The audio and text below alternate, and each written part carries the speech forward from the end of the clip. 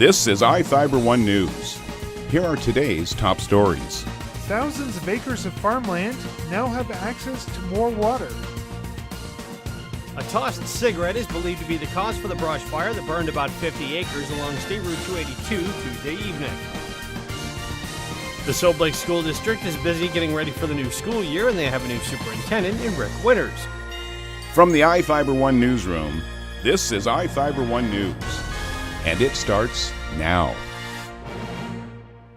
Thousands of acres of farmland now have access to more water. A group of dignitaries celebrated the completion of the Lind Coulee siphon on Wednesday morning. The roughly $14.6 million project added 2 pipes which take water across the coulee. Mike Schwiso, the Columbia Basin Development League's Director of Government Relations, explained the expansion increases the amount of water the East Columbia Basin Irrigation District has available downstream of the coulee. The siphon is part of a larger project to allow farmers to switch from irrigating their land using well water from the declining Odessa subarea aquifer to using surface water from the Columbia Basin Project. The goal is to switch roughly 87,000 acres from wells to surface water. Orman Johnson, an East Columbia Basin Irrigation District director and a farmer, sees the effect of the declining aquifer every year. In the year 2000, we were pumping approximately 10,000 gallons per minute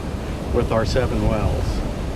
Presently, or even in 2012, we were down to about 5,000 gallons with those same 7 wells.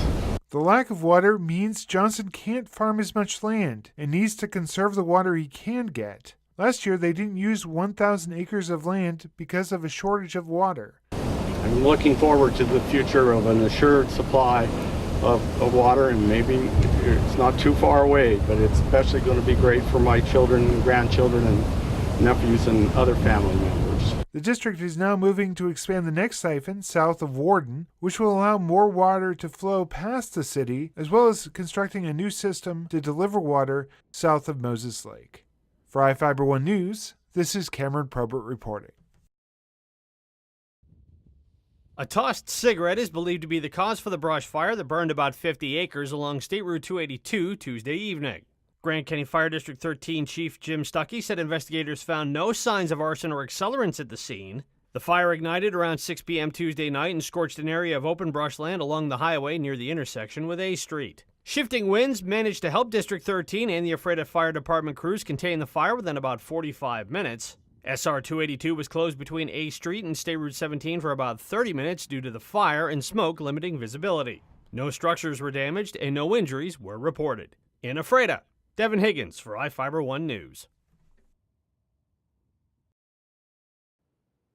The Soap Lake School District is busy getting ready for the new school year, and they have a new superintendent in Rick Winters. Winters took over for Dan McDonald, who retired this year and came to Soap Lake in 2012 to be the high school's principal. Winters said family brought him into the area, and he was interested in being part of Soap Lake and the school district. You know, we like the family, like the area, and another interesting fact there, I guess, is that our youngest son, Braden, really enjoyed this area and had friends and everything, so wanted to come back. So for lots of little wonderful reasons like that, we're here in Soap Lake, and it's a wonderful community, bunch of good kids and families and staff members and board members. You know, we just enjoy the entire community. Having been in Soap Lake for a few years, Winters said he sees his role as superintendent as a balancing act between the district and the community.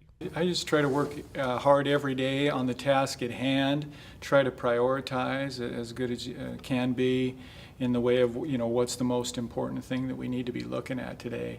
And I really enjoy the variety. And I guess my approach as far as goals are concerned is I try to think of improving the school district in every way possible. And then especially in the ways where there seems to be a need at the moment, whether it be test scores need to increase or the roof needs to be repaired, you know, what have you. I enjoy that work, trying to help the process, the facilities, the grounds, you know, everything improve a bit. Winters will be at the next Soap Lake School District meeting on Monday night at the high school library. In Soap Lake, Devin Higgins for iFIBER 1 News.